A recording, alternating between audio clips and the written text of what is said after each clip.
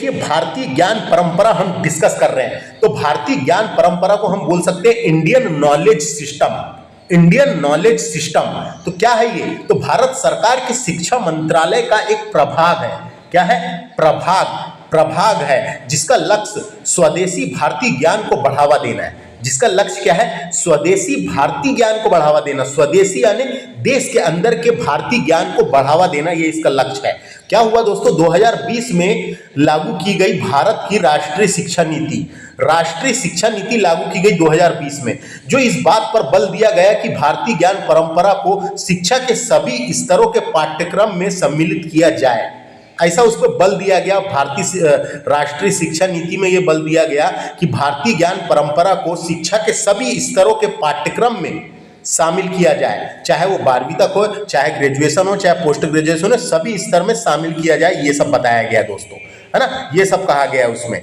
तो भारतीय ज्ञान परंपरा के अधीन पारंपरिक भारतीय ज्ञान के क्षेत्र में अनुसंधान करने की पहल की गई है ना। तो ये अपन बोल सकते हैं। तो अपन सीधे चलते हैं यहाँ से बात करते हैं। देखो यहाँ से सबसे पहले मैं आपको बता दूं भारतीय ज्ञान परंपरा है क्या। तो भारतीय ज्ञान परंपरा वैदिक काल से शुरू होकर आज तक चली आ रही है दोस्तों। वैदिक काल से शुरू होकर आज तक चली आ रही है। यह पारंपरिक ज्ञान, विज्ञान और जीवन दर्शन से जुड़ा हुआ है। यह जो है पारंपरिक ज्ञान, विज्ञान और जीवन दर्शन से जुड़ा हुआ है दोस्तों। भारतीय ज्ञान परंपरा में वेद, उपनिषद, आयुर्वेद, गणित, खगोल, चिकित्सक, दर्शन जैसे विषय शामिल है दोस्तों। इसके अंतर्गत ये सब विषय शामिल है। तो हम बोल सकते हैं भारतीय ज्ञान परंपरा में अनुभव, अवलोकन, प्रयोग और कठोर विशेषण का महत्व है दोस्तों, है ना। इसके अंतर्गत भारतीय ज्ञान परंपरा में हमारी शिक्षा, हमारी कला, हमारी प्रशासन, कानून, न्याय, स्वास्थ्य, विनिर्माण और वाणिज्य को प्रभावित करती है दोस्तों। भारतीय ज्ञान परंपरा में दुनिया के कई हिस्सों को अपना प्रभाव छोड़ा है इसने दोस्तों, भारतीय ज्ञान परंपरा ने। इसके अलावा भारतीय ज्ञान परंपरा में हमें योग के बारे में जानकारी मिली। योग, आयुर्वेद, स्थापत्य कला, अनुष्ठान कर्म, दस्तकारी, कृषि यानी दस्तकारी के बारे में, कृषि के बारे में, पशुपालन, बागवानी जैसे क्षेत्रों में रोजगार के अवसर भी भारतीय ज्ञान परंपरा ने दिए हैं दोस्तों, है ना। तो भारतीय ज्ञान परंपरा से कुछ जुड़ी हुई कुछ किताबें हैं जो अपन आगे पढ़ेंगे, तो उनके बारे में भी यहाँ पे लिख रखा है। देखो ये भारतीय ज्ञान परंपरा की ये जो किताबें, उनके बारे में मैं डिटेल में बताऊंगा। तो मैं क्या बता रहा था आपको, भारतीय ज्ञान परंपरा को बढ़ावा देने के लिए राष्ट्रीय शिक्षा नीति 2020 में कई उपाय किए गए हैं दोस्तों। राष्ट्रीय शिक्षा नीति 2020 में कई उपाय किए गए हैं। तो यहाँ पे वही लिखा हुआ है, देखो, है ना। तो देखो हम बात करते हैं, परिचय देखते हैं सबसे पहले। भारत सरकार ने उच्च शिक्षा विभाग द्वारा, भारत सरकार के उच्च शिक्षा विभाग द्वारा प्रस्तुत राष्ट्रीय शिक्षा नीति यानी NEP बोलते हैं जिसको, जिसमें शिक्षा के सभी स्तरों पर भारतीय ज्ञान परंपरा के समावेश की अनुसंधान की है दोस्तों। भारतीय ज्ञान परंपरा के समावेश की अनुसंधान की है। इसके लिए केंद्रीय शिक्षा मंत्रालय भारत सरकार के अंतर्गत भारतीय ज्ञान परंपरा प्रभाग, है ना, प्रभाग जिसको बोल सकते हैं इंडियन नॉलेज सिस्टम डिवीजन की स्थापित किया है दोस्तों। क्या स्थापित किया है उन्होंने? इंडियन नॉलेज सिस्टम डिवीजन स्थापित किया है ना। वैसे ही मध्य प्रदेश ने भी कुछ कदम उठाए हैं। तो मध्य प्रदेश द्वारा उठाया गया कदम देखेंगे तो उच्च शिक्षा विभाग द्वारा भारतीय ज्ञान परंपरा आधारित नीति निर्धारण एवं क्रियान्वयन किया गया है दोस्तों।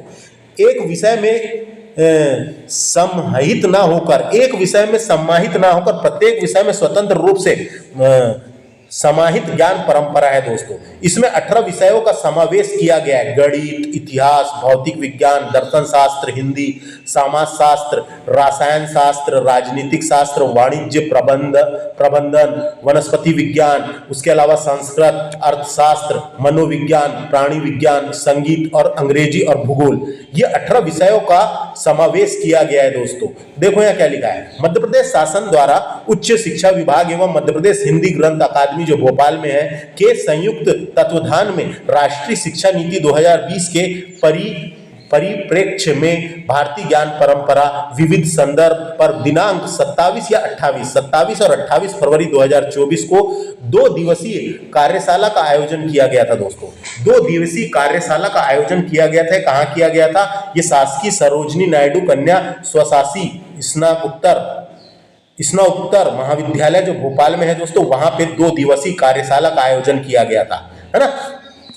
तो इसके अंतर्गत आयुर्वेद, योग, शिक्षा आदि भारतीय ज्ञान परंपरा के अभिन्न अंग है, ये डिसीजन लिया गया है, अभिन्न अंग है। तो उसी प्रकार से देखो यहाँ पे लिखा हुआ है, तो मैं आपको एक एक करके बताता हूँ और समझाते भी जाऊंगा दोस्तों। सबसे पहले देखो इसमें आयुर्वेद है ना, आयुर्वेद तो चरक द्वारा लिखित, दोस्तों चरक द्वारा लिखित चरक संहिता। चरक संहिता किसने लिखा है, क्वेश्चन आ सकता है। चरक संहिता आयुर्वेद का एक प्रसिद्ध ग्रंथ है दोस्तों। चरक संहिता आयुर्वेद का एक प्रसिद्ध ग्रंथ है, यह संस्कृत भाषा में है। इसका चरक संहिता आचार्य चरक के द्वारा लिखा गया है, आयुर्वेद का एक प्रसिद्ध ग्रंथ है। इसके अलावा नेक्स्ट है, क्या नाम है, सुश्रुत। सुश्रुत सुश्रुत द्वारा लिखित ग्रंथ जिसका नाम है सुश्रुत संहिता। सुश्रुत संहिता सुश्रुत द्वारा लिखित ग्रंथ है दोस्तों, है ना। सुश्रुत द्वारा लिखित ग्रंथ है, ये भी आयुर्वेद का एक प्रसिद्ध ग्रंथ है। तथा उसके बाद है क्या, वाग्भट। वाग्भट द्वारा लिखित ग्रंथ जिसका नाम है अष्टांग हृदय। अष्टांग हृदय, इसका नाम संस्कृत में ऐसा भी लिखा है अष्टांग हृदयम। अष्टांग हृदयम ये वाग्भट द्वारा, किसके द्वारा, वाग्भट द्वारा लिखा गया एक ग्रंथ है आयुर्वेद का। जो चरक के शिष्य थे दोस्तों, ये चरक के शिष्य थे वाग्भट, चरक के शिष्य थे, और इसमें काफी डिटेल व्याख्या की गई है आयुर्वेद के बारे में दोस्तों। तो अपने को इंपॉर्टेंट क्या है, भारतीय चिकित्सा विज्ञान के तीन बड़े नाम आते हैं दोस्तों। भारतीय चिकित्सा विज्ञान में तीन बड़े नाम आते हैं। एक आता है चरक, दूसरा नाम आता है ये सुश्रुत, तीसरा नाम आता है वाग्भट। ये तीन बड़े नाम है दोस्तों, और ये तीनों के द्वारा लिखे गए ग्रंथों का नाम भी याद रखना है। चरक संहिता चरक ने लिखे हैं, सुश्रुत ने लिखे हैं सुश्रुत संहिता, और वाग्भट ने लिखे हैं अष्टांग हृदयम, अष्टांग हृदय लिखे हैं दोस्तों। इन तीनों को आयुर्वेद त्राई भी कहा जाता है, आयुर्वेद त्राई भी कहा जाता है। तीनों ग्रंथ को क्या कहते हैं, आयुर्वेद त्राई। आयुर्वेद त्राई, इन तीनों ग्रंथ को आयुर्वेद त्राई भी कहा जाता है, ये पता होना दोस्तों। यहां तक समझ में आया काम की बात, आयुर्वेद के बारे में पढ़ रहे हैं अपन। नेक्स्ट फैक्ट देखिए, आयुर्वेद का उद्देश्य स्वास्थ्य व्यक्ति के स्वास्थ्य की रक्षा करना तथा रोगी के रोगों को दूर करना। जो रोगी के रोग हो जाता है, रोगों को दूर करना है। आयुर्वेद प्राचीन ज्ञान परंपरा का अंग है दोस्तों, किंतु नवीन रोगों के उपचार में भी यह प्रभावी है। नवीन रोगों के उपचार में भी यह प्रभावी है। एलोपैथिक तथा आयुर्वेद। एलोपैथिक के बारे में बता दूं आपको, एलोपैथिक जो होती है दोस्तों, एलोपैथिक किसको बोलते हैं, एलोपैथिक बोलते हैं, एलोपैथिक अंग्रेजी दवाओं को एलोपैथिक कहते हैं। जो अंग्रेजी दवा करवाते हैं ना अपन, है ना, जो चल रही है मार्केट में, अंग्रेजी दवाओं को एलोपैथिक दवा कहा जाता है। एलोपैथिक चिकित्सा बीमारी का इलाज करने का एक तरीका है दोस्तों। ये पश्चिमी है एक प्रकार का, है ना, पश्चिमी शिक्षा पद्धति है। पश्चिम से आई है क्योंकि ये अंग्रेजी, है ना, तो अंग्रेजी दवा जो है पश्चिमी चिकित्सा पद्धति है एक प्रकार की, जिसमें दवाएं दी जाती है, सर्जरी की जाती है, उसके अलावा वैक्सीन भी दी जाती है, मेडिसिन भी दी जाती है। तो वो है ये, जिसमें बीमारियों का इलाज करने का एक तरीका है ना। तो ये इतना समझ में आया। तो एलोपैथिक और आयुर्वेद के समन्वय से भी कई रोगों का कारगर उपचार संभव हुआ है दोस्तों। जैसे कोरोना के टाइम पे, कोविड-19 के टाइम पे के दौरान यह स्पष्ट हुआ कि प्रतिरोध क्षमता बढ़ाने के लिए आयुर्वेदिक काढ़ा पीते थे कि नहीं, कई लोग काढ़ा पीते थे जिससे वो इम्यूनिटी बढ़े, है ना। तो आयुर्वेदिक काढ़े की महत्वपूर्ण भूमिका रही है दोस्तों, आयुर्वेद काढ़े की महत्वपूर्ण भूमिका रही है, तो ये बताया गया है। समझ में आया यहाँ तक के जो फैक्ट मैंने बताया हूँ, है ना। एलोपैथिक और आयुर्वेद के समन्वय यानी साथ में काम करने से, है ना, समन्वय से भी कई रोगों का कारगर उपचार संभव हुआ है, जैसे आयुर्वेदिक काढ़ा। अब बात करते हैं ये वाला फैक्ट। नेक्स्ट देखिए, आयुर्वेद के महत्वपूर्ण तथ्यों का वर्णन ऋग्वेद में उपलब्ध है दोस्तों। आयुर्वेद के महत्वपूर्ण फैक्ट का यानी तथ्यों का वर्णन ऋग्वेद में उपलब्ध है। यजुर्वेद में भी 82 औषधियों का उल्लेख मिलता है। यजुर्वेद में भी 82 औषधियों का उल्लेख मिलता है। और अथर्ववेद में आयुर्वेद को क्या कहा गया है, भेषज कहा गया है। क्या कहा गया है दोस्तों, भा में एक ही मात्रा है, भेषज कहा गया है। भेषज या ये भी कहा गया है, जिसका नाम है भिस्कवेद, है ना, भिस्कवेद भी कहा गया है। तो ये इंपॉर्टेंट है, पूछा जा सकता है। ऋग्वेद में आयुर्वेद को भेषज कहा गया है, या भेषज या भिस्कवेद कहा गया है। क्या कहा गया है, भिष्क वेद कहा गया है, ये पता रहना चाहिए। अर्थर्ववेद में क्या है, अर्थर्ववेद में ऋग्वेद को भेषज या भिष्क वेद कहा गया है। अर्थर्ववेद में ऋग्वेद से जुड़े कई मंत्र और औषधियों का जिक्र है दोस्तों, है ना। और अर्थर्ववेद को आयुर्वेद की आत्मा भी कहा जाता है। तो अर्थर्ववेद में 289 औषधियों का उल्लेख किया गया है। कितनी औषधियों का, 289 औषधियों का उल्लेख किया गया है, ये पता होना। किसमें, अर्थर्ववेद में 289 औषधियों का उल्लेख किया गया है। अब इधर साइड का पढ़ते हैं जो डब्बे में बना हुआ है। भारत में भारतीय ज्ञान परंपरा के अंतर्गत आयुर्वेद को मान्यता प्रदान करने का कार्य किया गया है। वर्ष 2014 में आयुष मंत्रालय ने, किसने, आयुष मंत्रालय ने आयुष डिपार्टमेंट की स्थापना करी थी, यानी आयुष विभाग की स्थापना की थी।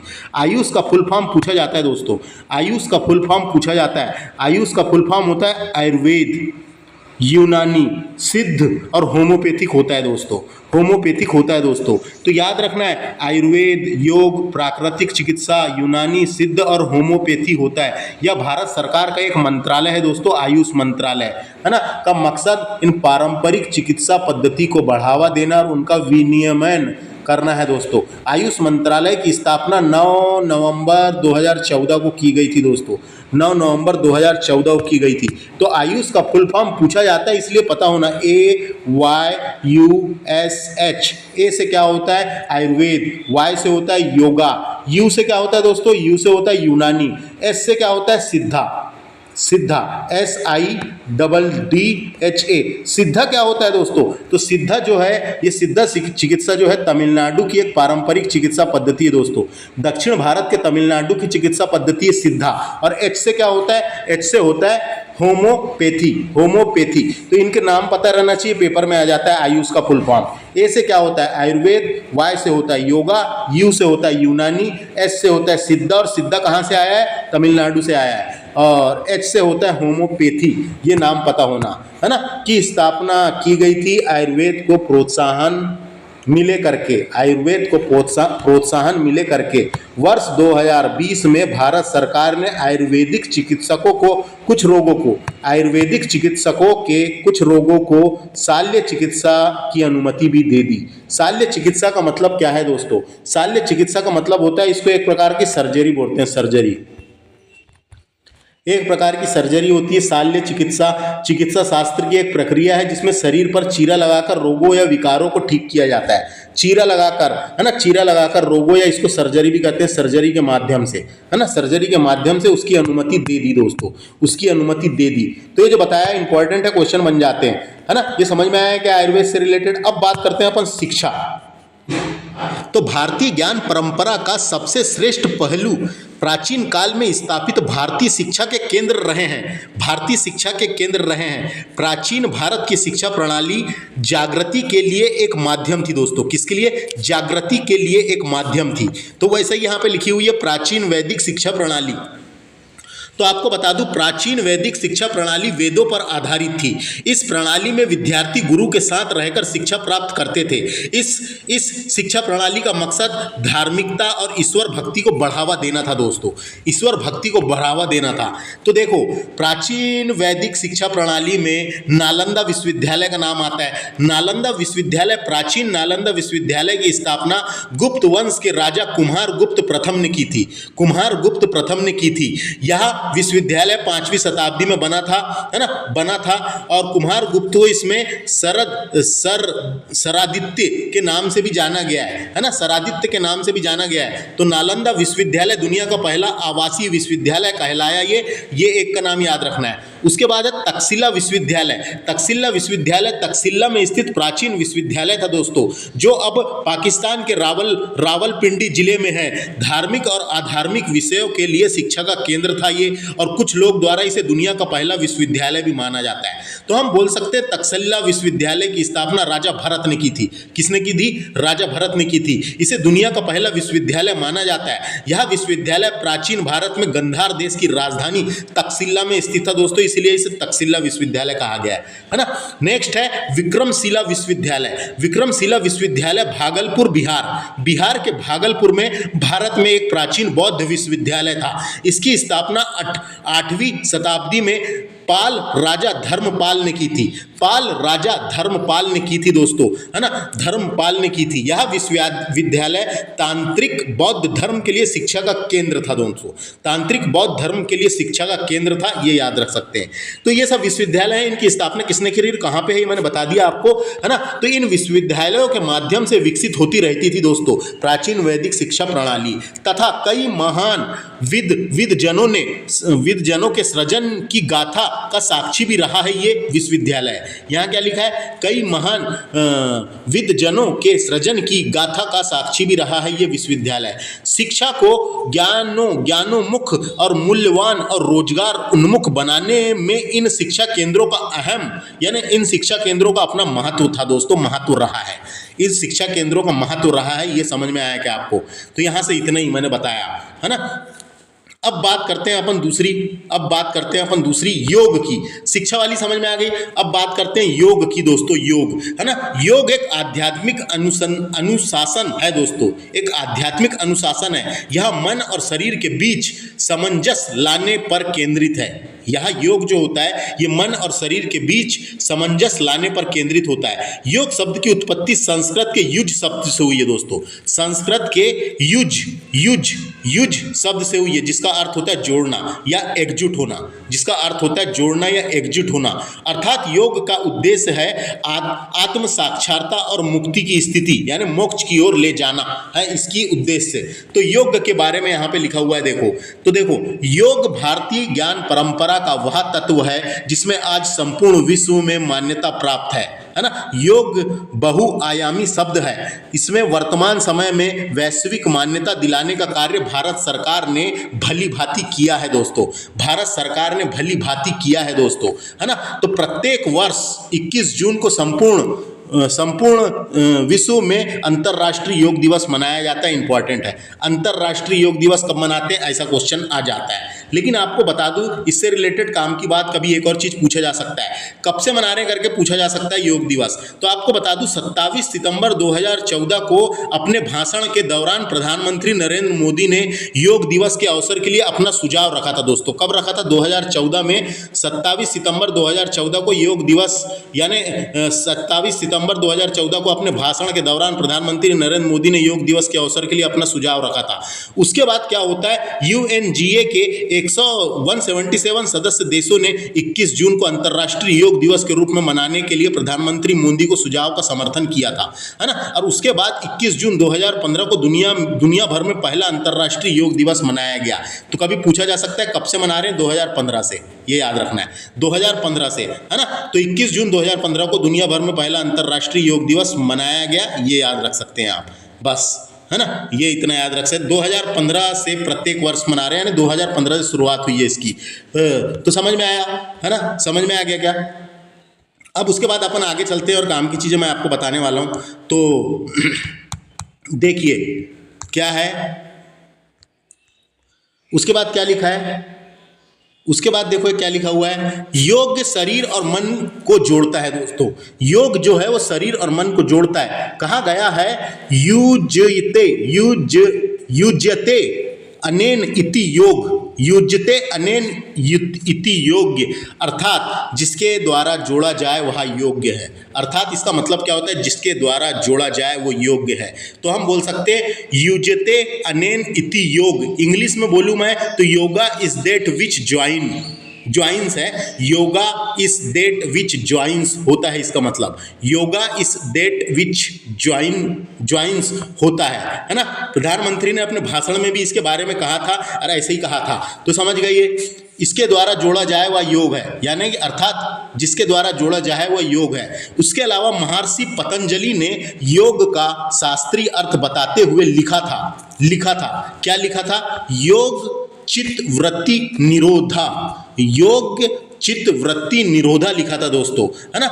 योग चित्त वृत्ति निरोधा लिखा था, अर्थात योग की स्थिति तब प्राप्त होती है जब मन में आने वाले सभी बदलाव रुक जाने पर योग की स्थिति प्राप्त हो जाती है दोस्तों, है ना। तो इन्होंने कहा है मन में आने वाले सभी बदलाव रुक जाने पर योग की स्थिति प्राप्त होती है, पतंजलि ने ये कहा है दोस्तों। पतंजलि ने योग सूत्र में कहा था, योग सूत्र के मुताबिक चित्त की वृत्तियों को रोकना ही योग है। इसका मतलब यह है चित्त की वृत्तियों को रोकना ही योग है ना। इसीलिए उन्होंने इसे चित्त वृत्ति निरोधा कहा है, कहते हैं दोस्तों। योग सूत्र में पतंजलि ने योग की परिभाषा भी दी है। योग जो है चित्त वृत्ति निरोध है। इसका मतलब होता है मन को इधर उधर भटकने ना देना और एक ही चीज पर स्थिर रखना ही योग है दोस्तों। ही योग है दोस्तों, याद रखना है, ही योग है दोस्तों। समझ में आ गया है कि पतंजलि ने क्या कहा था, है ना। तो मैं बता दूं आपको, योग एक ऐसा है जो जीवन को परमात्मा से जोड़ने का तरीका भी योग है। जीवन को परमात्मा से जोड़ने का तरीका भी योग है। योग एक आध्यात्मिक अनुभव है जो शरीर और मन और आत्मा और जीवात्मा को परमात्मा से जोड़ता है ना। योग एक आध्यात्मिक अनुभव है जो शरीर, मन, आत्मा और जीवात्मा को परमात्मा से जोड़ता है। योग में मन और आत्मा की क्षमताओं का विकास होता है और योग की परम अवस्था को समाधि भी कहते हैं, वो बाद में आती है। लेकिन योग करना जरूरी है स्वस्थ रहने के लिए। तो ये समझ में आ गया यहाँ से यहाँ तक जो काम की चीजें मैंने बताया। अब बात करते हैं अपन दार्शनिक सिद्धांत की। दार्शनिक सिद्धांत दोस्तों, दार्शनिक सिद्धांत को दर्शन भी कहते हैं। क्या होता है ये, तो किसी विचारधारा या स्कूल के सिद्धांत को कहते हैं। किसी विचारधारा को या स्कूल में सिखाए गए सिद्धांत को कहते हैं। दर्शन शास्त्र भी होता है। दर्शन से जुड़े अध्ययनों का विज्ञान है जिसे दर्शन शास्त्र कहते हैं। दर्शन शास्त्र में दर्शनों से जुड़े हुए अध्ययनों को कहा जाता है, यानी दर्शन शास्त्र में दर्शन से जुड़े अध्ययनों का विज्ञान होता है दर्शन शास्त्र। तो देखो यहाँ पे क्या लिखा है, दार्शनिक सिद्धांत भारतीय जीवन पद्धति के मार्गदर्शक पहलू है दोस्तों, है ना। दार्शनिक सिद्धांत जो है वो भारतीय जीवन पद्धति के मार्गदर्शक पहलू है। मौलिक सत्य को तर्कबद्ध के साथ समझना, मौलिक सत्य जो सही है, मौलिक सत्य को तर्कबद्ध के साथ समझना की प्रक्रिया में दार्शनिक सिद्धांतों ने अपने भारतीय चेतना की प्रभावित किया था दोस्तों। यानी कि हम बोल सकते हैं दार्शनिक सिद्धांत ने भारतीय चेतना को प्रभावित किया था, है ना। तो यहाँ पे ये समझ में आया क्या, मौलिक सत्य को तर्कबद्ध के साथ समझने की प्रक्रिया में दार्शनिक सिद्धांत ने भारतीय चेतना को प्रभावित किया था। भारत में पहली शताब्दी ईसा पूर्व तक 6 आस्तिक और 3 नास्तिक दर्शन का प्रतिपादन हो चुका था। 6 आस्तिक और 3 नास्तिक, ये याद रखना है, 6 आस्तिक और 3 नास्तिक दर्शनों का प्रतिपादन हो चुका था। तो समझ में आया क्या। तो आपको जानकारी के लिए बता दूं, भारतीय दर्शन के अंतर्गत कुल 9 दर्शन है दोस्तों। कुल कितने दर्शन है, 9 दर्शन है। एक तो 6 आस्तिक दर्शन और 3 नास्तिक दर्शन, है ना। तो आपको बता दूं 6 जो आस्तिक दर्शन है, 6 जो आस्तिक दर्शन है, जो वेदों को मानते हैं उन्हें आस्तिक कहा गया है। यानी कि जो वेदों को मानते हैं, तो हम बोल सकते हैं वेदों को मानने वाले दर्शन को आस्तिक दर्शन कहा गया है। वेदों को मानने वाले दर्शन को आस्तिक दर्शन कहा गया है। इनकी संख्या 6 है दोस्तों, इनकी संख्या 6 है। 6 का नाम मैं बोल के बता देता हूं सिर्फ बस, संख्या, योग, न्याय, वैशेषिका, मीमांसा और वेदांत, ये 6 है दोस्तों, है ना। ये 6 है आस्तिक दर्शन। नास्तिक दर्शन की बात करें अपन तो इसके अतिरिक्त 3 है जो नास्तिक दर्शन है ना। तो नास्तिक दर्शन क्या होते हैं, वेदों पर आधारित नहीं होते। नास्तिक दर्शन वेदों पर आधारित नहीं होते, अर्थात वेदों को नहीं मानते, इन्हें नास्तिक दर्शन भी कहा गया है। जो वेदों को नहीं मानते उन्हें नास्तिक दर्शन कहा गया है। इनकी संख्या 3 है। पहला है बौद्ध, दूसरा है जैन और तीसरा है चार्वाक। तीसरा क्या है, चार्वाक। तो ये 3 है दोस्तों, तो ये 3 है। समझ में आ गया। आस्तिक किसको बोलेंगे, वेदों को मानने वाले दर्शन को आस्तिक दर्शन कहेंगे। जो वेदों को नहीं मानते उनको नास्तिक दर्शन कहेंगे। इनकी टोटल संख्या 9 दर्शन है, जिसमें 6 दर्शन जो है वो क्या है, आस्तिक दर्शन, 3 जो है नास्तिक दर्शन। समझ में आ गया। 6 के नाम और 3 के नाम मैंने बोल के बता दिया हूं। आगे बढ़ते हैं अपन। ज्ञान आधारित दर्शन की पृष्ठभूमि उपनिषद है दोस्तों। ज्ञान आधारित दर्शन की पृष्ठभूमि क्या है, उपनिषद है। ये पता होना, है ना, ये पता होना। ये समझ में आ रहा है कि मैं क्या पढ़ा रहा हूं। तो यहाँ क्या लिखा है, ज्ञान आधारित दर्शन की पृष्ठभूमि उपनिषद है। तो उपनिषद के बारे में बता दूं, उपनिषद जो है भारत के प्राचीन दार्शनिक धार्मिक ग्रंथ है दोस्तों। ये वेदों का ही हिस्सा है एक प्रकार का, है ना। वेदों में आत्मा, ब्रह्मा यानी आत्मा, ब्रह्म, योग, यानी फिर से बता रहा हूं मैं, वेदों का ही हिस्सा है उपनिषद। उपनिषद में आत्मा, ब्रह्म, कर्म, योग, संसार, मोक्ष, पुरुष और प्रकृति जैसे विषयों पर चर्चा की गई है। उपनिषद को भारत की दार्शनिक परंपरा का स्रोत भी माना गया है। उपनिषद को भारत की दार्शनिक परंपरा का स्रोत भी माना गया है। उपनिषद से समझ में आ गया, अभी आगे पढ़ेंगे उसको अपन।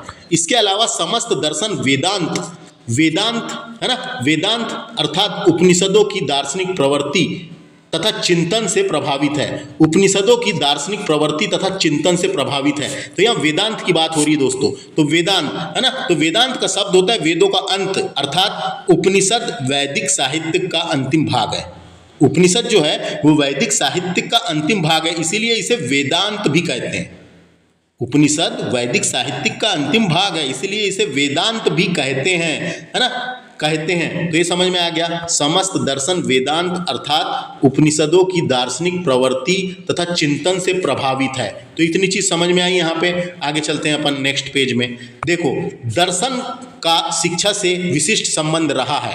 शिक्षा एक दार्शनिक की भांति वंचित लक्ष्य को प्राप्त करने का प्रयास करने के लिए शिक्षा का उपयोग करता है ना, करता है। शिक्षा दर्शन का क्रियाशील पक्ष है और यह इसके सक्रिय बनाता है ना, सक्रिय बनाता है। समाजवादी तथा जनहितैषी राज्य की स्थापना के लिए, समाजवादी तथा जनहितैषी राज्य की स्थापना के लिए शासन के सुचिंतपूर्ण होने तथा उत्तम नागरिकों के निर्माण में दर्शन की पुनर्स्थापना को बल दिया गया है। दर्शन की पुनर्स्थापना को बल दिया गया है। तो ये यहाँ पे इसको पढ़ लीजिए, बस मैंने जो बोल के बताया, दर्शन का शिक्षा से विशिष्ट संबंध रहा है, उसके बारे में यहाँ बताया है दोस्तों। इसीलिए दर्शन की पुनर्स्थापना को बल दिया गया है। बात करते हैं अब आगे, उपनिषद देख लेते हैं सबसे पहले। उपनिषद, मैंने उपनिषद के बारे में अभी थोड़ी देर पहले बताया था। उपनिषद भारत के प्राचीन दार्शनिक धर्म ग्रंथ है। ये वेदों का ही हिस्सा है। वेद उपनिषद में आत्मा, ब्रह्म, कर्म, योग, संसार, मोक्ष, पुरुष, प्रकृति जैसे विषयों पर चर्चा की गई है। उपनिषद को भारत की दार्शनिक परंपरा का स्रोत माना गया है दोस्तों। दार्शनिक परंपरा का स्रोत माना गया है, याद रखना है। उपनिषदों की कुल संख्या कितनी है? 108 उपनिषद है। देखो, उपनिषद के बारे में यहां बताया गया है, वेदों का अंतिम भाग और वैदिक दर्शन का सार ही उपनिषद है। वैदिक दर्शन का सार ही उपनिषद है। वही तो मैंने बोल के बताया, तरीका अलग का बस, है क्या नहीं। भारत के प्राचीन दार्शनिक धर्म ग्रंथ है, ये वेदों का हिस्सा है ना, वेदों का हिस्सा है। तो वेदों का अंतिम भाग और वैदिक दर्शन का सार ही क्या है? उपनिषद है। उपनिषदों की कुल संख्या करीब 108 है दोस्तों। हालांकि मुख्य उपनिषदों की संख्या 13 मानी गई है, लेकिन 108 है। कभी पेपर में आया तो 108 है, याद रखना है। कितनी है? 108। हिंदू धर्म में प्रमुख श्रुति धर्म ग्रंथ है ये। संस्कृत भाषा में लिखे गए थे उपनिषद, संस्कृत भाषा में लिखे गए थे उपनिषद, याद रखना है। जिसकी संख्या कितनी है? 108। उसमें भी सुनो, ऋग्वेद से जुड़े उपनिषदों की संख्या कितनी है? 10। ये पता रहना चाहिए। ऋग्वेद से जुड़े उपनिषदों की संख्या 10 है ना, 10 है। तो 10 के बारे में मैं यहाँ पे नहीं बताऊंगा, जैसे वही सब नाम है, ऐतरेय उपनिषद, वो आगे पढ़ेंगे अपन जब डिटेल में पढ़ेंगे, है ना। तो ऋग्वेद से जुड़े उपनिषदों की संख्या कितनी है? 10 है। इसके अलावा मुक्त कोश उपनिषद के मुताबिक कुल 108 उपनिषद है, ये पता चल गया। ऋग्वेद से जुड़े उपनिषदों की संख्या 10 है और उसके अलावा चारों वेदों में बांटा गया है। तो पता ही है आपको उपनिषदों को। वेदों के यानी ऋग्वेद के अलावा शुक्ल यजुर्वेद से 19 उपनिषद है। शुक्ल यजुर्वेद से 19 उपनिषद है, पता रहना चाहिए। शुक्ल यजुर्वेद के कितने उपनिषद है? 19 उपनिषद है। इसके अलावा कृष्ण यजुर्वेद से 32 उपनिषद है। कृष्ण यजुर्वेद के ऐसे बोल सकते हैं अपन, कृष्ण यजुर्वेद से 32 उपनिषद है, ये पता होना। और सामवेद से उपनिषद कितने? 16। और अर्थर्वेद से उपनिषद कितने हैं? तो 31। तो ये संख्या पता रहना चाहिए कभी आ गया तो, है ना। ऋग्वेद से जुड़े जुड़े उपनिषदों की संख्या 10 है। शुक्ल यजुर्वेद उपनिषदों की संख्या 19, कृष्ण यजुर्वेद से 32 उपनिषद है, सामवेद से 16 और अथर्ववेद से 31। तो ये पता होना दोस्तों। तो उपनिषद के बारे में मैंने बता दिया। उपनिषदों को वेदांत भी कहा गया है दोस्तों। उपनिषदों को वेदांत भी इसीलिए कहा गया, वेदों का अंतिम भाग है इसलिए उपनिषदों को वेदांत भी कहा गया। इसमें आत्मा, परमात्मा, मोक्ष जैसे विषयों पर चर्चा की गई है। उपनिषद वैदिक काल के आखिरी चरण को दर्शाता है दोस्तों, आखिरी चरण को दर्शाता है। तो उपनिषद से इतना ही। अब बात करते हैं अपन पुराण की। पुराण, तो पुराण जो है धर्म और इतिहास से जुड़े हुए ग्रंथ है दोस्तों। ये इन्हें प्राचीन आख्यान या पुरानी कथा भी कहा जाता है। पुराणों में देवी देवताओं की कथाओं के साथ साथ खगोल, विज्ञान, चिकित्सा, इतिहास और कई अन्य विषयों का भी उल्लेख मिलता है दोस्तों, है ना। पुराणों को वेदों का विस्तृत और सरल रूप माना गया है। पुराणों को वेदों का विस्तृत और सरल रूप माना गया है। पुराणों में जीवन जीने के सिद्धांत का भी वर्णन किया गया है ना। पुराणों में ईश्वर के स्वरूप और उनकी लीलाओं का वर्णन भी किया गया, आपने देखा होगा। तो इस प्रकार से पुराणों की संख्या कितनी है, तो हिंदू धर्म में कुल 18 पुराण है। क्वेश्चन आ सकता है पुराणों की संख्या कितनी है, 18। हिंदू धर्म में 18 पुराण है दोस्तों, है ना। जैसे कि ब्रह्म पुराण, पद्म पुराण, विष्णु पुराण, वायु पुराण, भगवत पुराण, गरुड़ पुराण, ब्रह्मांड पुराण, ऐसे सब पुराण है जिनकी संख्या कितनी है, 18। तो यहाँ पे लिखा हुआ है भगवत पुराण के अनुसार। तो भगवत पुराण में क्या लिखा है उसके बारे में बताया गया है। जब संसार अंधकार से उभरा जब संसार अंधकार से उभरा तो जल में प्रारंभिक मूल प्रकृति के वनस्पति का बीज उत्पन्न हुआ। ये बताया है कि जीवन कैसे आया करके बताया गया है। जब संसार अंधकार से उभरा तो जल में, सबसे पहले जल में, साइंस ने ही बताया जल में ही हुआ है करके, तो जल में प्रारंभिक मूल प्रकृति के वनस्पति का बीज उत्पन्न हुआ दोस्तों, जिसमें पौधों को जीवन मिला। पौधों से कीटाणु उत्पन्न हुए, जो जीव अनुक्रम में कीड़े, सांप, कछुए, पक्षी, पशु आदि अवस्थाओं में होते हुए मानव रूप प्राप्त हुआ। ऐसा करते करते होते हुए मानव रूप प्राप्त हुआ। पौधों व जीवों की उत्पत्ति का यह विशुद्ध वैदिक ज्ञान है ना। पौधों व जीवों की उत्पत्ति का यह विशुद्ध वैदिक ज्ञान है। तो ये भगवत पुराण के अनुसार ये बताया गया है। समझ में आ गया, पुराण के बारे में बता दिया, इनकी संख्या कितनी है, 18 है। अब आगे चलते हैं अपन। अब बात करते हैं, समझ में आ रहा है कि नहीं, अब बात समझ में आ रहा होगा तो कमेंट करके बताएं। अब बात करते हैं खगोल की। खगोल का मतलब होता है एस्ट्रोनॉमी, यानी फील्ड ऑफ स्टडी, यानी एस्ट्रोनॉमी की स्टडी, एस्ट्रोनॉमी। तो खगोल विज्ञान पृथ्वी के वायुमंडल से पूरे ब्रह्मांड में मौजूद हर चीज का अध्ययन है। पूरे ब्रह्मांड में मौजूद हर चीज का अध्ययन है दोस्तों। देखो, वर्तमान समय में खगोल विज्ञान विकसित अवस्था में है। भारतीय ज्ञान परंपरा में खगोल विज्ञान को महत्व दिया जाता रहा है। खगोल भारत की अति प्राचीन तथा उज्जवल परंपरा का हिस्सा रहा है दोस्तों, है ना, रहा है। आधुनिक खगोल विज्ञान की शुरुआत 1618 में माना जाता है। 1618 ईस्वी में माना जाता है। दूरबीन की सहायता से ग्रहों और उपग्रहों की खोज की शुरुआत हुई, है ना। दूरबीन का आविष्कार हुआ तो दूरबीन की सहायता से ग्रहों और उपग्रहों की खोज और शुरुआत हुई। इससे कई शताब्दी पूर्व भारत में आर्यभट्ट, वारामिहिर, ब्रह्मगुप्त और के सिद्धांत, किस किस के सिद्धांत, आर्यभट्ट, वारामिहिर, ब्रह्मगुप्त के सिद्धांत प्रतिपादित हुए थे, जो आज भी सटीक और प्रामाणिक है। दोस्तों, ये सिद्धांत पहले ही बता दिए गए थे, उसके बारे में बताया गया है। सबसे पहले बात करते हैं अपन आर्यभट्ट की। तो आर्यभट्ट भारत के महान ज्योतिषविद और गणितज्ञ थे दोस्तों, गणितज्ञ थे। तो आर्यभट्ट ने माना था कि पृथ्वी अपनी धुरी पर घूमती हुई सूर्य की परिक्रमा करती है, ये माना था। किसी ग्रह की कक्षा का अनुमान करते हुए अपनी गति का सूत्र आर्यभट्ट ने तैयार किया था, जो वर्तमान में अभी सटीक और प्रमाणित है दोस्तों। तो आर्यभट्ट ने जो अपना सिद्धांत दिया था, उनकी पुस्तक का नाम था आर्यभट्टीय ग्रंथ में बताया था। आर्यभट्टी ग्रंथ में बताया था दोस्तों। ये जो यहाँ लिखी हुई है ये बातें, समझ में आ गया आर्यभट्ट से, है ना।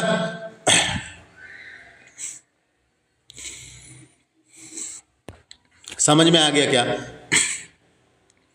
आर्यभट्ट का जन्म जो है बिहार तरफ बताते हैं, बिहार के पटना के कुसुमपुर में हुआ था। बिहार पटना के कुसुमपुर में हुआ था, ऐसी जानकारी मिली है। तो आर्यभट्ट से समझ में आया। अब बात करते हैं ब्रह्मगुप्त की। ब्रह्मगुप्त की रचना, ब्रह्मगुप्त जो थे ये प्रसिद्ध भारतीय गणितज्ञ थे। वो तत्कालीन गुर्जर प्रदेश भीनमाल के अंतर्गत आने वाले शहर उज्जैन, है ना, उज्जैन की अंतरिक्ष प्रयोगशाला के प्रमुख थे दोस्तों। तो उज्जैन में उस टाइम पे जो अंतरिक्ष प्रयोगशाला थी उसके प्रमुख थे, है ना। उसी दौरान उन्होंने दो विशेष ग्रंथ लिखे थे। एक ग्रंथ की रचना की थी जिसका नाम था क्या नाम है उसका, ब्रह्म स्फुट सिद्धांत। पूछा जा सकता है ब्रह्म स्फुट सिद्धांत किसका है, ब्रह्मगुप्त का है, याद रखना है ना। और खंड खद पद्धति नाम के दो ग्रंथ लिखे थे। एक ग्रंथ का नाम था ब्रह्म स्फुटिक सिद्धांत और दूसरे का नाम था खंड खद पद्धति। दो ग्रंथ लिखे थे दोस्तों, है ना। में खगोल उपकरण तथा सतत गणना के प्रतिपादन किया था। इन्होंने इसमें क्या किया था, खगोल उपकरण तथा सतत गणना को प्रतिपादित किया था, जिसकी अवधारणा का लाभ आधुनिक सिद्धांतकारों ने भी उठाया।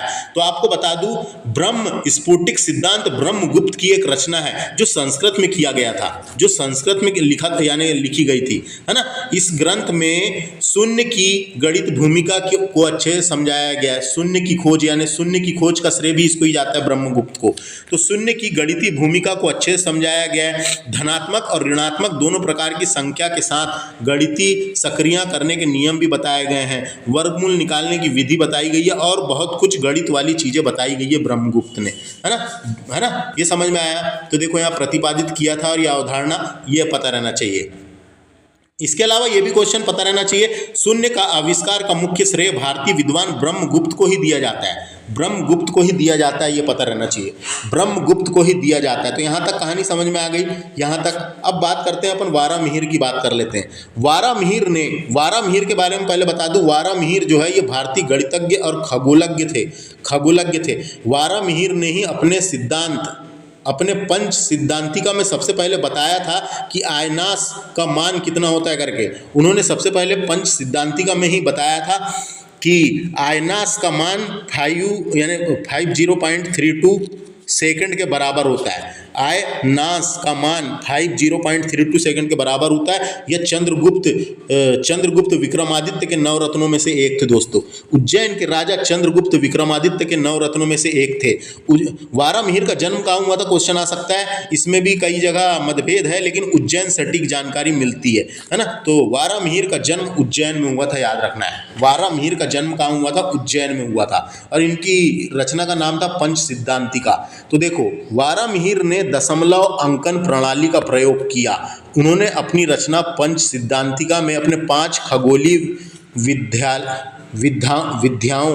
विधियों का उल्लेख किया है। उनके सिद्धांत की प्रामाणिकता आज भी विद्यमान है।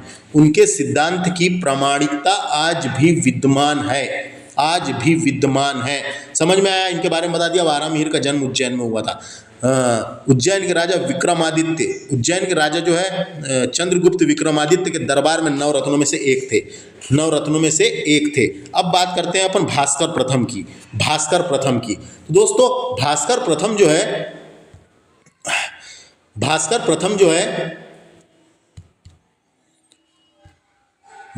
प्रथम ये एक प्रसिद्ध खगोलविद और गणितज्ञ थे दोस्तों, याद रखना है। प्रसिद्ध खगोलविद और गणितज्ञ थे। इनका जन्म गुजरात के वल्लभी में हुआ था। भास्कर प्रथम। इन्हें ही भास्कराचार्य भी बोलते थे। तो आपको बता दूं जानकारी के लिए, समझ में आया। ये आगे चलते हैं। और हुआ था, इन्हें दशमलव प्रणाली में संख्याओं को लिखने का श्रेय दिया जाता है। इन्हें दशमलव प्रणाली में संख्याओं को लिखने का श्रेय दिया जाता है। भास्कर प्रथम पहले गणितज्ञ थे जिन्होंने चतुर्भुज की चर्चा की। क्वेश्चन आ सकता है किसने सबसे पहले की थी? चतुर्भुज की चर्चा की तथा इससे जुड़े सिद्धांत का प्रतिपादन किया था। तो आपको बता दूं, भास्कर द्वितीय, जिसे भास्कराचार्य भी कहते थे, उन्होंने गणित की प्रसिद्ध पुस्तक, गणित की प्रसिद्ध पुस्तक जिसका नाम था सिद्धांत शिरोमणि की रचना की थी दोस्तों। संस्कृत में लिखे थे। संस्कृत में रचित गणित और खगोल शास्त्र का एक प्राचीन ग्रंथ है ये। गणित और खगोल शास्त्र का एक प्राचीन ग्रंथ है ना। किसने लिखा था? भास्कर द्वितीय ने लिखा था। इन्हें भास्कराचार्य भी कहा जाता है। सिद्धांत शिरोमणि की रचना पांडुलिपि के अंतर्गत की गई थी दोस्तों, और उसके पहले पृष्ठ का नाम था लीलावती। तो आपको बता दूं, जिसके 4 भाग थे दोस्तों। इस पुस्तक के 4 भाग थे। एक का नाम था लीलावती, दूसरे भाग का नाम है बीज गणित, तीसरे का नाम है ग्रह गणित, चौथे का नाम है गोलाध्याय नामक 4 भाग है। तो पहला भाग की बात करते हैं अपन लीलावती की। लीलावती, एक क्वेश्चन आ सकता है, लीलावती किसकी किताब है? तो दोस्तों अंक गणित की किताब है लीलावती जो है अंक गणित की किताब है, यानी मैथमेटिक्स का विवेचन किया गया है इसमें। और लीलावती नाम क्यों रखे थे उन्होंने? क्योंकि इनकी लड़की का नाम, इनकी पुत्री का नाम लीलावती था, तो उसी के नाम पे रख दिया, इनकी पुत्री के नाम पे रख दिया इन्होंने, अपनी खुद की पुत्री के नाम पे लीलावती। तो लीलावती काय की किताब है? पूछेगा, गणित की किताब है। दूसरा बीज गणित की बात करते हैं। बीज गणित जो है, इसमें बीज गणित यानी अलजेब्रा का विवेचन किया गया है। इसके अलावा ये क्या है? ग्रह गणित अध्याय नाम है इसका।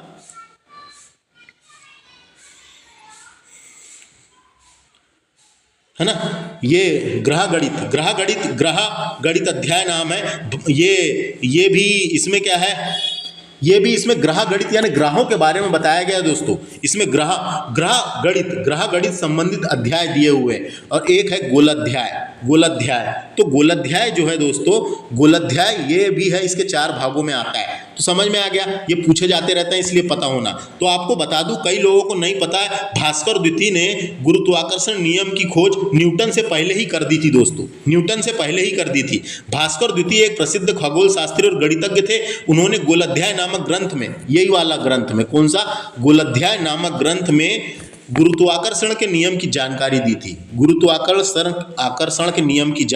थी। लेकिन बहुत कम लोग जानते हैं कि न्यूटन से पहले, कई शताब्दी पहले, भास्कराचार्य ने गुरुत्वाकर्षण का रहस्य उजागर कर दिया था।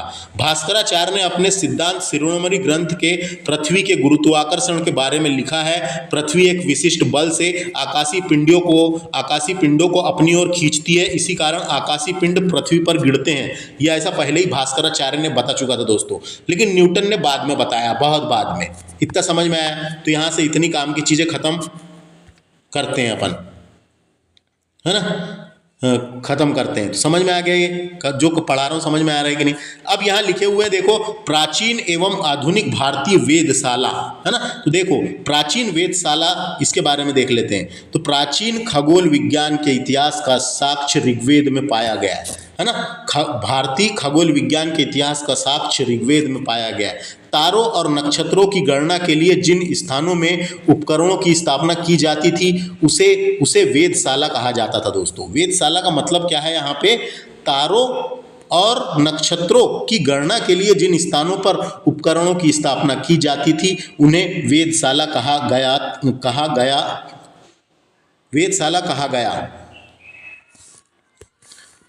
ब्रह्मगुप्त ने, मैंने बताया था उज्जैन में थे ना ब्रह्मगुप्त को उज्जैन मध्य प्रदेश में खगोलीय वेदशाला का प्रमुख नियुक्त किया गया था। मैंने बताया था उज्जैन में जो वेदशाला थी उसका प्रमुख नियुक्त किया गया था, बोल के बताया था अभी।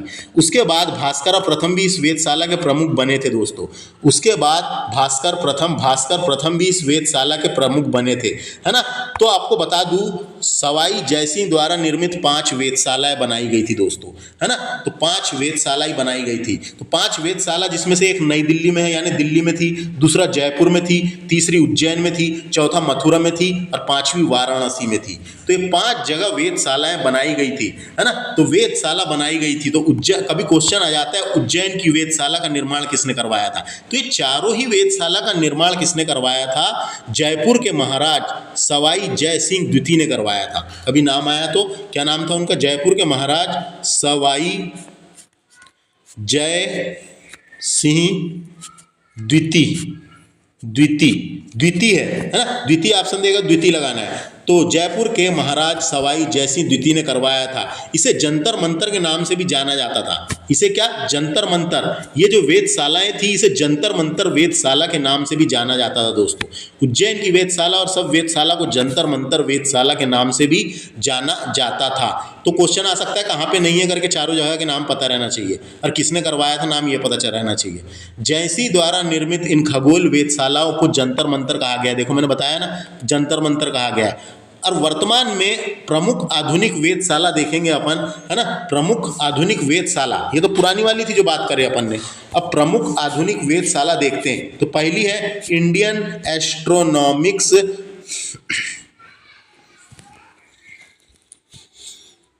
भारतीय खगोलीय वेधशाला बोलते हैं इसको, इंडियन एस्ट्रोनॉमिकल ऑब्जर्वेटरी, ऑब्जर्वेटरी होता है ऑब्जर्वेटरी, ये हेनेले लद्दाख में है। कहाँ है, हेनेले लद्दाख में है दोस्तों।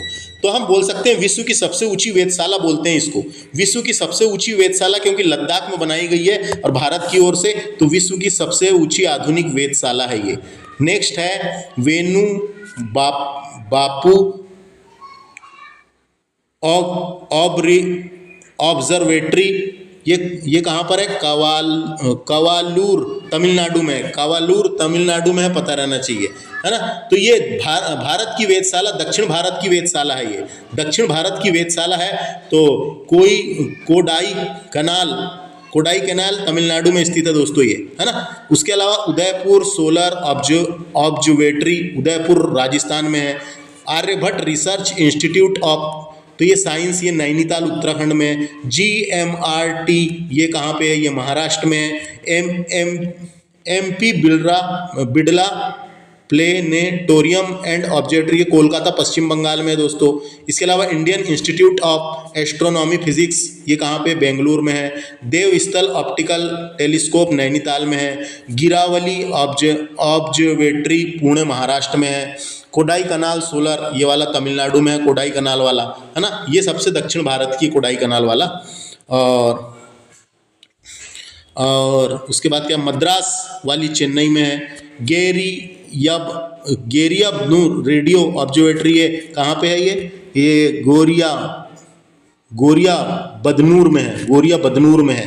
तो ये समझ में आया क्या। तो इनमें से कौन सी इंपॉर्टेंट है ये बता देता हूँ मैं आपको। ये कोडाई कनाल वाली इंपॉर्टेंट है एक, ये कोडाई कनाल वाली। इसके अलावा उत्तराखंड के नैनीताल में जो है वो इंपॉर्टेंट है, अभी देखे थे अपन ने, ये उत्तराखंड के नैनीताल में है वो इंपॉर्टेंट है। हैदराबाद में जो है वो इंपॉर्टेंट है, हैदराबाद में अभी देखे थे अपन ने। हैदराबाद की कौन सी है, तो हैदराबाद की कोई नहीं है, हैदराबाद की है ना, हैदराबाद की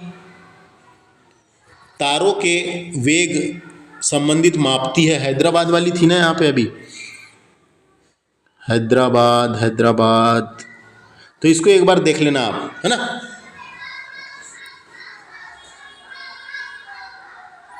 यहाँ से यहाँ तक समझ में आया कि इसको एक बार पढ़ लो बस। अब बात करते हैं अपन विश्व की पहली वैदिक घड़ी की, विश्व की पहली वैदिक घड़ी। तो आपको बता दूं, सांस्कृतिक और विज्ञान को समेटे हुए धार्मिक नगरी जो है उज्जैन में वैदिक घड़ी स्थापित की गई है दोस्तों। वैदिक घड़ी स्थापित की गई है जो भारतीय पंचांग के आधार पर समय को बताती है, भारतीय पंचांग के आधार पर समय को बताती है।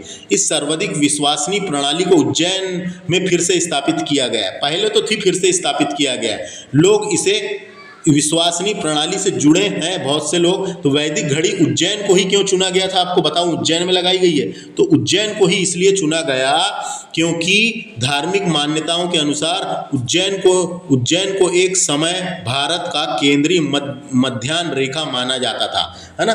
भारत का यानी विश्व का केंद्रीय बिंदु माना जाता था किसको, उज्जैन को, है ना। उज्जैन को मानते थे कि नहीं, उज्जैन को एक समय में भारत का केंद्रीय मध्यान्ह रेखा माना जाता था, मध्यान्ह रेखा, है ना। और पृथ्वी की सतह पर एक काल्पनिक रेखा जो है वो यहाँ से गुजरती थी। तो अपन बोल सकते हैं कि प्राचीन भारत की जो 0 डिग्री देशांतर रेखा, प्राचीन भारत की 0 डिग्री देशांतर रेखा वो उज्जैन शहर से गुजरती थी, है ना। उज्जैन शहर, इसको पृथ्वी का केंद्र बिंदु भी कहा गया है, उज्जैन को पृथ्वी का केंद्र बिंदु कहा गया, इसलिए यहाँ स्थापित की गई है। तो देखो यहाँ इसको पढ़ लेते हैं अपन। विश्व की पहली वैदिक घड़ी की स्थापना उज्जैन शहर में की गई है। प्रधानमंत्री नरेंद्र मोदी ने 1 मार्च 2024 को इस वैदिक घड़ी का उद्घाटन किया था। वैदिक घड़ी की स्थापना जीवाजी वेधशाला के निकट जंतर मंतर के भीतर किया गया है दोस्तों, जंतर मंतर के भीतर किया गया है। यह घड़ी 85 फुट ऊंची एक टावर पर लगाई गई है। इस वैदिक घड़ी के मध्य से हिंदू पंचांग ग्रहों की स्थिति बताता है। हिंदू पंचांग ग्रहों की स्थिति, ज्योतिष गणना, भविष्यवाणी इत्यादि को प्रदर्शित की जाएगी। इससे प्रदर्शित भविष्यवाणी इत्यादि को प्रदर्शित की जाएगी। यह घड़ी भारतीय मानक समय और ग्रीनविच समय को भी बताती है दोस्तों, जो भारतीय मानक समय और ग्रीनविच समय को भी बताती है। तो क्वेश्चन आ सकता है कहाँ लगाई गई थी, कब लगाई गई थी, 2000, है ना। इतना समझ में आ गया। वैदिक घड़ी क्या होती है, समझ में आया क्या। वैदिक घड़ी, है ना, भारतीय पंचांग के आधार पर समय को बताती है। भारतीय पंचांग के आधार पर समय को बताती है। उसी टाइप की एक और घड़ी है जिसका नाम है जैविक घड़ी, जिसको बायोलॉजिकल घड़ी कहते हैं। तो ये क्या होती है, जैविक घड़ी जो होती है किसी जीव के शरीर में समय निर्धारण की प्रणाली होती है दोस्तों। जैविक घड़ी जो होती है किसी जीव के शरीर में समय निर्धारण की प्रणाली है, जिसमें ब्लड क्लॉक, इसे बॉडी क्लॉक भी कहा जाता है। जैविक घड़ी को बॉडी क्लॉक भी कहा जाता है। जैविक घड़ी शरीर की कई प्रतिक्रियाओं को नियंत्रित करती है, जो जैसे कि नींद वाली, जागने का चक्र, हार्मोन वाला और रक्तचाप, प्रतिरक्षा प्रणाली, इन सबको नापने वाली घड़ी है, जिसको बोलते हैं जैविक घड़ी। तो जैविक घड़ी किसी सजीव की शारीरिक गतिविधियों को नियंत्रित करती है। 2017 में 3 अमेरिकी वैज्ञानिक जिसका नाम था जेफरी हॉल, माइकल गेज बास और माइकल यंग को संयुक्त रूप से जैविक घड़ी के संबंध में, किसके लिए, जैविक घड़ी के संबंध में अनुसंधान के लिए नोबेल पुरस्कार दिया गया। ये पुरस्कार इनको 2017 में दिया गया था। 3 लोगों का नाम है ना, कहाँ के हैं ये, अमेरिकी के वैज्ञानिक, 3 लोगों का नाम है।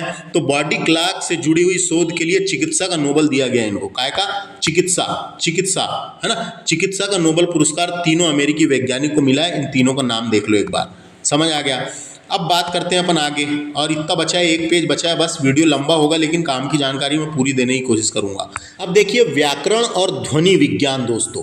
व्याकरण और ध्वनि विज्ञान वैदिक ज्ञान परंपरा से निषत हुआ है। निषत का मतलब पैदा हुआ है। कहाँ से पैदा हुआ है, तो व्याकरण और ध्वनि विज्ञान वैदिक ज्ञान परंपरा से ही पैदा हुआ है, निकला है दोस्तों, छन के, है ना। तो वेदों को संहिता भी कहा गया है, ये आते रहता है। वेदों को क्या कहा जाता है, संहिता भी कहा जाता है। यह ऋचाओं का समूह है। वेद जो है, संहिता जो है, ये ऋचाओं का समूह है, जिसमें स्तुतियां संग्राहित है। विशेष क्रम में मंत्रों का समुच्चय, यानी विशेष क्रम में मंत्रों का सुव्यवस्थित संग्रह व्याकरण और ध्वनि विज्ञान के लिए प्रेरणा प्रदान करता है ना। सुव्यवस्थित संग्रह व्याकरण और ध्वनि विज्ञान के लिए प्रेरणा प्रदान करता है दोस्तों, जिससे व्याकरण भी स्पष्ट होती है और ध्वनि विज्ञान भी स्पष्ट होता है ना। उसके बाद देखिए, भाषा से संबंधित नियमों के ज्ञान के लिए व्याकरण की जरूरत होती है। वहीं उच्चारण की प्रक्रिया को प्रभावित करने के लिए ध्वनि विज्ञान को महत्व दिया गया। सबसे पहले व्याकरण के लिए उच्चारण की प्रक्रिया को, उसके बाद प्रभावित करने के लिए ध्वनि विज्ञान को महत्व दिया गया। पाणिनि की अष्टाध्यायी, क्वेश्चन आता है अष्टाध्यायी किसने लिखा है। अष्टाध्यायी का मतलब होता है 8 अध्याय। इसमें 8 अध्याय है दोस्तों, इसलिए अष्टाध्यायी कहा गया है। अष्टाध्यायी जो है, ये अष्टाध्यायी की रचना किसने की, पूछा जाएगा। अष्टाध्यायी पाणिनि की रचना है, जो 4वीं शताब्दी ईसा पूर्व में, 4वीं शताब्दी, कई जगह लिखा हुआ है 6वीं से 5वीं शताब्दी के बीच, है ना। तो 6वीं से 5वीं शताब्दी के बीच, यानी 4वीं शताब्दी में लिखी गई। और व्याकरण को इस ग्रंथ में व्यवस्थित रूप दिया गया है।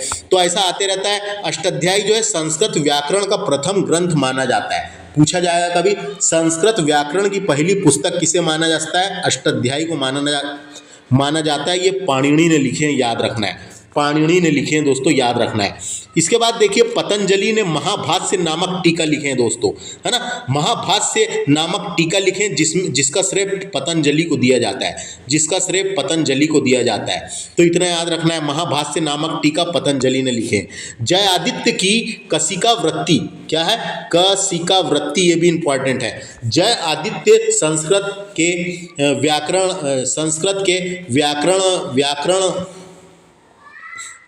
व्याकरणविद थे दोस्तों। ये कौन थे, व्याकरणविद थे। तो जय आदित्य की कशिका वृत्ति, कशिका वृत्ति जो है, कशिका वृत्ति जो है ये जय आदित्य और वामन की टीकाएं हैं दोस्तों। वामन की सम्मिलित रचना है। तो किन दोनों की सम्मिलित रचना है, जय आदित्य की और वामन की सम्मिलित रचना है। दोनों ने ये टीका लिखे हैं दोस्तों, याद रखना है ना, याद रखना है, कभी पूछा जा सकता है। कशिका वृत्ति किसने लिखा है, जय आदित्य और वामन की सम्मिलित रचना है। तो पूछा जा सकता है ये वामन की सम्मिलित रचना है। व्याकरण और ध्वनि विज्ञान को प्रभावित करने वाली रचनाएं थी ये दोस्तों। ये सब जो हैं जैसे कि अष्टाध्यायी, महाभाष्य, कशिका वृत्ति, व्याकरण और ध्वनि विज्ञान को प्रभावित बनाने वाली रचनाएं थी, जिसका प्रयोग आगे नियमों में निर्माण के संदर्भ में किया गया, है ना। जिनका प्रयोग नियमों के निर्माण, जो बाद में नियम बने, नियमों के निर्माण के संदर्भ में किया गया, ये पता होना। तो यहाँ तक समझ में आई ये काम की चीजें जो बताया मैंने। यह महाभाष्य, ये याद रखना है, ये याद रखना है। अब देखते हैं जीव विज्ञान तथा चिकित्सा विज्ञान। तो इसमें क्या है, भारतीय ज्ञान परंपरा में जीव विज्ञान व चिकित्सा को अत्यधिक महत्व दिया गया है। आधुनिक युग में जैसे डिप्रेशन, तनाव, मानसिक अवसाद इत्यादि प्रवृत्तियां बढ़ती जा रही है। मनोवृत्ति और चित्तवृत्ति की स्थिरता के लिए कई महत्वपूर्ण उपाय बताए गए हैं दोस्तों, कई महत्वपूर्ण उपाय बताए गए हैं। उसी के लिए आता है एक आयुष। आयुष का फुल फॉर्म पूछा जा सकता है। आयुष का फुल फॉर्म होता है आयुर्वेद, योग, है ना, और प्राकृतिक चिकित्सा, प्राकृतिक यानी प्राथमिक चिकित्सा, यूनानी और सिद्धा या सिद्ध भी बोलते हैं, और उसे और सोआ रिक्पा भी शामिल है इसमें। सोआ रिक्पा और होम्योपैथी शामिल है दोस्तों, है ना। तो ये भारत सरकार का एक मंत्रालय है। आयुष मंत्रालय का मकसद आयुर्वेद, योग, होम्योपैथी और दूसरी पारंपरिक चिकित्सा पद्धति को बढ़ावा देना है दोस्तों, बढ़ावा देना है ना। तो ये समझ में आया क्या। तो अपने को क्या पूछा जा सकता है, आयुष का फुल फॉर्म पूछा जा सकता है, इंग्लिश में याद रखो, AUSH। ए से मतलब होता है आयुर्वेदिक, वाई से मतलब होता है योगा, यू से मतलब होता है यानी वाई से मतलब है योगा एंड नेचुरल, वाई का मतलब है योगा, यू का मतलब है यूनानी, एस का मतलब है सिद्धा और एच का मतलब है होम्योपैथी। तो दोस्तों सिद्धा कहाँ से आया है, तो सिद्धा तमिलनाडु से आया, याद रखना है। तमिलनाडु की चिकित्सा पद्धति थी सिद्धा, है ना, सिद्धा कहाँ की, तमिलनाडु की चिकित्सा पद्धति थी सिद्धा। तो इसका फुल फॉर्म पूछा जा सकता है, याद रखना है। तो और बताऊँ मैं काम की चीज़, तो आयुष का फुल फॉर्म पूछा जाता है, तो उसके बारे में बता दिया। तो और आगे देख लेते हैं। यह भारत में प्रचलित चिकित्सा प्रणाली है। आयुर्वेद की भारत में एक समृद्ध विरासत है, क्योंकि आयुर्वेद की भारत में एक समृद्ध विरासत है। योग और सिद्ध ऋषियों द्वारा, किसके द्वारा, योग और सिद्ध ऋषियों द्वारा प्रचलित की गई थी, ऋषि मुनियों के द्वारा प्रचलित की गई थी। यूनानी चिकित्सा प्रणाली का विकास 8वीं शताब्दी में भारत में ही हुआ था दोस्तों। यूनानी चिकित्सा पद्धति का विकास 8वीं शताब्दी में भारत में ही हुआ था, जो पश्चिमी जैव चिकित्सा अवधारणा पर आधारित है। और उसके अलावा है सोआ रिक्पा तिब्बती चिकित्सा प्रणाली है। सोआ रिक्पा जो है तिब्बती गणराज्य की अपनी एक विशिष्ट परंपरागत चिकित्सा पद्धति है। तो अपन बोल सकते हैं सोआ रिक्पा कहाँ का है, तिब्बती चिकित्सा प्रणाली है। यह बौद्ध शरणार्थियों के माध्यम से भारत आया था दोस्तों, ये भारत आई थी ये चिकित्सा पद्धति। और होम्योपैथी जो है ये चिकित्सा का जन्म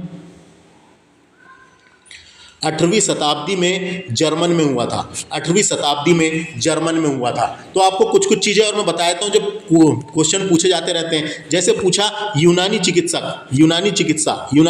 का जनक किसे कहा जाता है, तो यूनानी चिकित्सा का जनक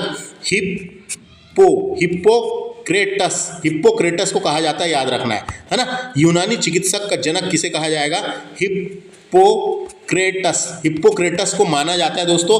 बस हिप्पोक्रेटस को ही बुकरत भी कहा जाता था। इसी को क्या कहा जाता था? बुकरत भी कहा जाता था, यूनानी चिकित्सा का जनक। इसके अलावा होम्योपैथी के बारे में बता दूं, होम्योपैथी का जनक जर्मन चिकित्सक जिसका नाम था डॉक्टर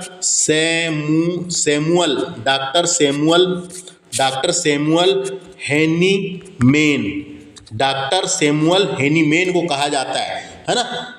हेमोपैथी का जनक पूछेगा तो डॉक्टर सैमुअल हेनीमेन को माना जाता है, ये कहा जाता है, इतना याद रखना है। तो इतनी चीज़ें समझ में आएगी यहाँ से जो मैंने बताया। आयुष का फुल फॉर्म याद रखना है और जो काम की चीज़ बताया वो याद रखना है। इसके अलावा देखो यहाँ क्या लिखा है, वैज्ञानिक अल्बर्ट आइंस्टाइन ने कहा था कि हम भारतीयों को बहुत ऋणी हैं, यानी हम भारतीयों के बहुत ऋणी हैं जिन्होंने हमें गिनना सिखाया, जिन्होंने बिना कोई सार्थक वैज्ञानिक खोज नहीं हो सकी थी। क्या लिखा है? वैज्ञानिक अल्बर्ट आइंस्टाइन ने कहा था कि हम भारतीयों से बहुत बहुत आभारी हैं जिन्होंने हमें गिनना सिखाया, इसके बिना कोई सार्थक वैज्ञानिक खोज नहीं हो सकती थी। यानी गिनना सिखाया जिसके बिना कोई जिसके बिना कोई सार्थक वैज्ञानिक स्रोत नहीं हो सकती थी। तो इस तरीके से ये वाला चैप्टर हमारा खत्म हुआ है ना। काम की जानकारी मैंने पूरी डिटेल में देने की कोशिश किया हूँ। भारतीय ज्ञान परंपरा के अंतर्गत जो भी चीज़ें मुझे लगा बताने लायक वो भी मैंने हो सके तो सारी चीज़ें बताने की कोशिश किया हूँ। यहाँ लेक्चर मेरे द्वारा डिस्कस किया जा रहा था। माय नेम इज़ विक्रम मंडल का। मिलते हैं नेक्स्ट लेक्चर में भारतवर्ष को डिस्कस करेंगे। धन्यवाद।